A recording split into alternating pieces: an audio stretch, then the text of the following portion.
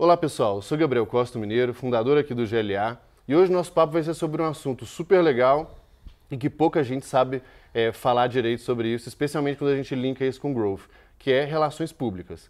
Mas como eu não sou a melhor pessoa para fazer isso, eu trouxe alguém bem melhor que eu e que me ajuda bastante nisso, que é a Cecília Berê. Berê, seja super bem-vindo, obrigado pelo tempo. Obrigada a você pelo convite.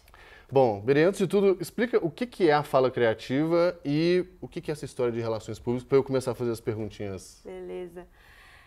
Relações públicas, gente, tem muita gente que tem dúvidas, né, do que é e confunde muito com a parte de assessoria de imprensa.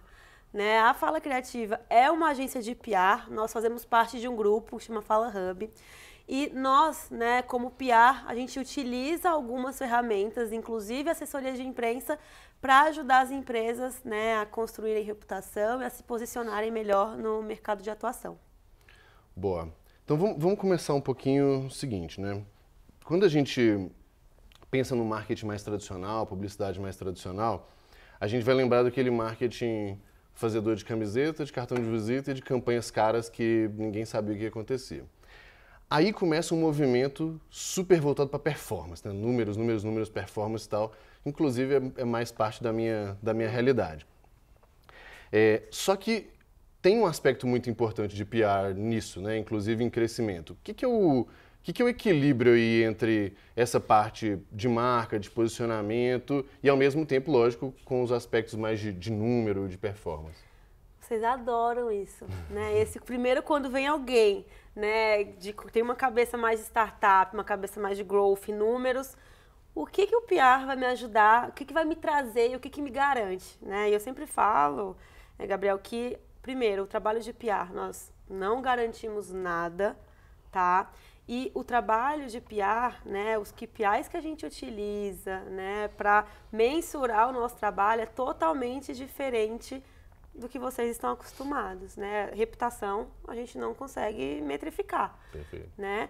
Então, claro, existem algumas ações que a gente desenvolve, então vou dar exemplos mais práticos. Se, por exemplo, a gente faz um branded content, né, de um cliente nosso, onde a gente compra um espaço de conteúdo num veículo específico, nós vamos ter números e nós vamos trazer métricas relacionadas àquela ação.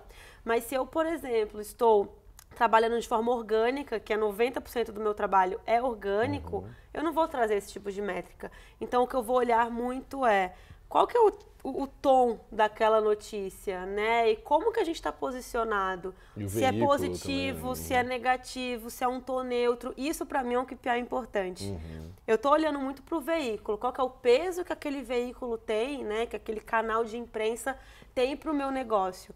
Né? Se a gente olha de forma estratégica, às vezes, entendendo o público que eu estou conversando e a mensagem que eu estou passando, né, faz muito mais sentido, por exemplo, eu sair num blog mega segmentado ao invés de sair no Jornal Nacional. Né? Isso, para mim, é importante também. É um KPI de sucesso de trabalho.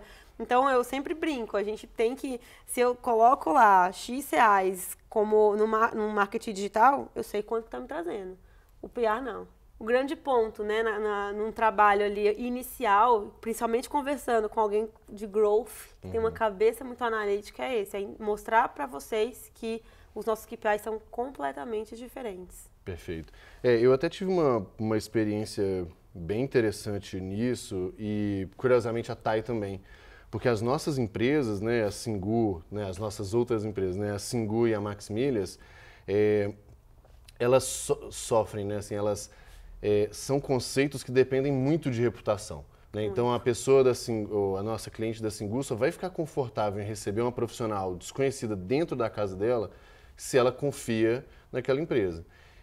E isso foi um negócio que eu comecei a entender no meio do caminho, né? Quando eu entrei na Singu e comecei a fazer o trabalho, que, cara, talvez esse ads aqui não performe porque a pessoa nem confia em mim, não sabe quem sou eu ou não viu nada disso.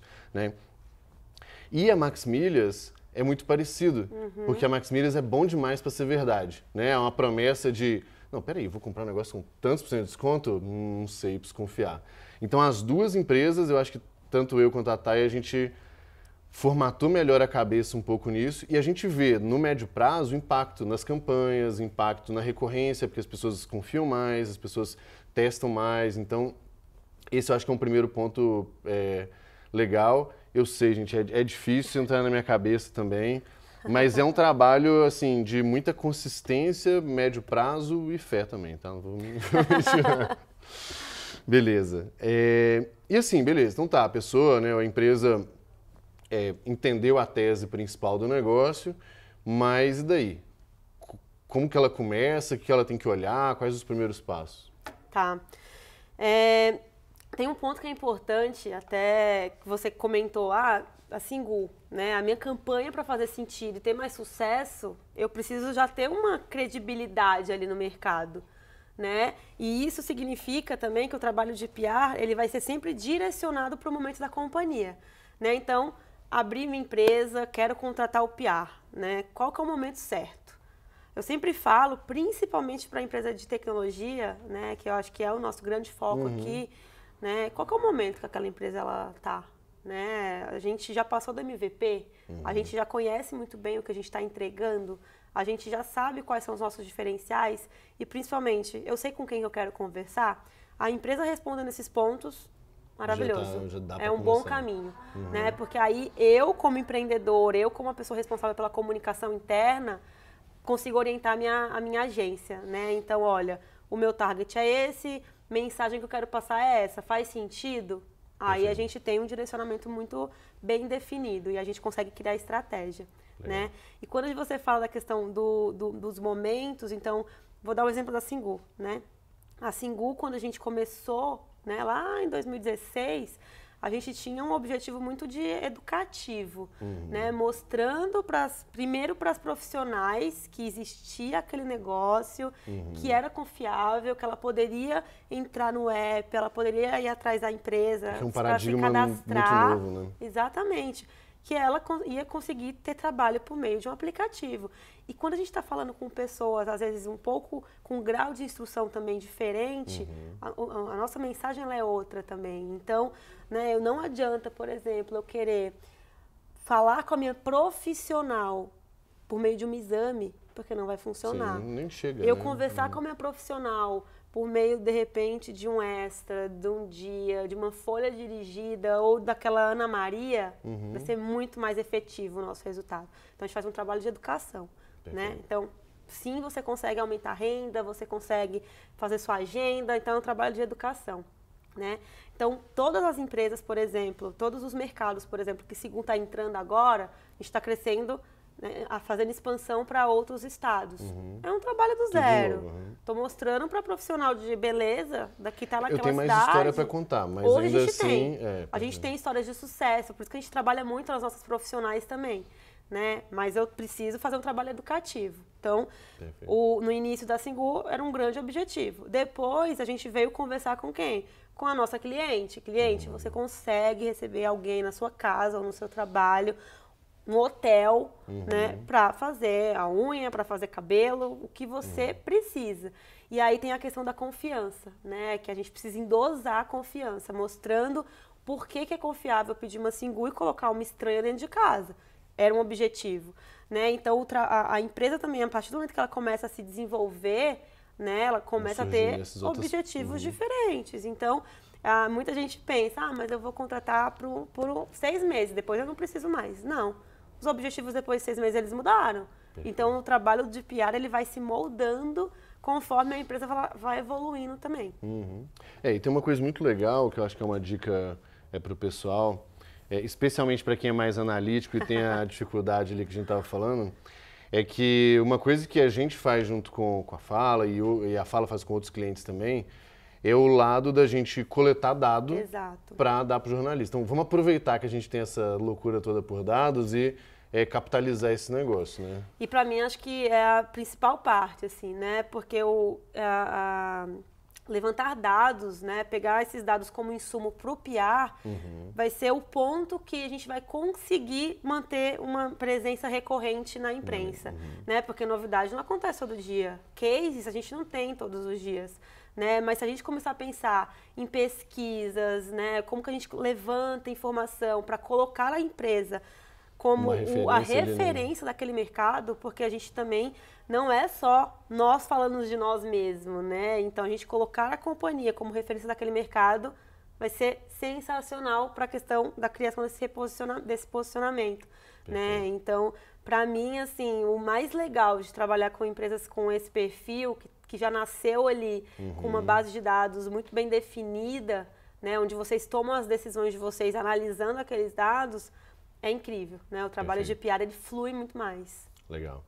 E para a gente encerrar o nosso papo aqui, eu acho que toda vez que estou conversando com alguém sobre um tema novo, eu gosto de cortar caminho perguntando quais erros principais, né, as pessoas cometem, as empresas cometem, e que se você está pensando, ou já tem uma assessoria, ou está pensando, tem que evitar, seja para não desperdiçar recursos, seja para ter mais resultado. Tá. Acho que o primeiro deles é assim, a pessoa nasceu a empresa, existi ontem. Vou contratar um PR porque eu quero estar na exame, porque com isso eu vou conseguir lead. Não. Né? Minha sugestão sempre, assim, MVP, gente, esquece PR, pega esse investimento e aloca. Faz funcionar o negócio de verdade. Aloca em outra coisa, né? Aloca numa ferramenta, numa área que vai realmente começar a trazer seus leads, né? Esse é o primeiro ponto. Tem muita empresa que entra em contato com a gente que não está no momento. E aí, o que acontece? De repente, conversa com agências que não têm essa cabeça, começa um trabalho, o trabalho não é bom, o trabalho ele não é consistente, e ele vai jogar dinheiro fora. Esse é um primeiro ponto. Né? E aí tem um negócio do ego também, né? Tem o ego. Esse é uma coisa que, assim, a gente foi meio psicóloga, né? A gente está trabalhando para a imagem de uma empresa. Claro que a gente vai utilizar as pessoas que fazem parte dessa companhia para o trabalho, mas não é o objetivo principal. Mas é muito para impulsionar a empresa. Exato, impulsionar a companhia. Então, o primeiro ponto é esse. Entende o momento, né? Não vai querer... E aí, o segundo, acho que casa muito bem, é achar que o PR vai trazer cliente. Achar que o PR vai trazer lead. Não. O PR vai ajudar você a construir uma marca muito bem posicionada, uma marca sólida. E aí, as consequências, né, de uma marca sólida, uma marca bem posicionada, aí são inúmeras. Eu vou ter lead, eu vou ter venda, eu vou ter download no meu aplicativo, eu vou atrair o C-Level porque eu sou B2B, parceria, talento, aí as consequências positivas são inúmeras. E tem um terceiro ponto que é muito comum, quando a gente fala de imprensa principalmente. PR, imprensa é release. Gente, não é release.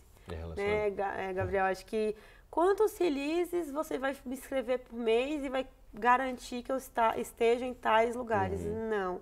Hoje em dia, né, o release não significa nada. Né? Você escrever um material, disparar para um mailing gigantesco de jornalista, pode não ser efetivo. Se existem outros objetivos por trás, de repente pode ser, tá? Mas de forma estratégica, né, a agência ela trabalha com relacionamento. Né? Hoje em dia a gente pega um WhatsApp, manda um WhatsApp para um jornalista que a gente tem contato, faz um briefingzinho rapidão, te interessa? Puta, me interessa, vamos marcar uma conversa? Sim, aí vamos. Ou então, me interessa, me manda o release que você tem, o material que você tem, aí a gente consegue utilizar. Mas PR ele não é release. Né? Então, esse é um erro também muito comum que acontece de pessoas que chegam até nós na agência querendo entender. Então, são três importantes. Show de bola. Gente, eu acho que já são dicas super valiosas, acho que vale super a pena estudar, aprofundar mais no tema, tirar um pouco desse preconceito aí do pessoal de performance que só quer medir as coisas. Muito preconceito. Eu sou desse mundo também, eu entendo, mas de fato, assim, eu vejo, né? Eu vi na prática quando o fato da gente criar uma marca forte, uma reputação, a gente, na prática, a gente parece muito maior do que a gente realmente é. E aí tem um tanto de empresa que quer fazer parceria, tem um tanto de gente que ficou sabendo da gente, ou que já admira, ou quer trabalhar com a gente. Realmente os efeitos, eles são muito longos. Né? Então, gente, super obrigado. Bom, manda esse vídeo aqui para o seu amigo que só quer saber de número e precisa... Por favor. Precisa abrir um pouco a cabeça. Iberê, super obrigado pelo papo. Obrigada a você.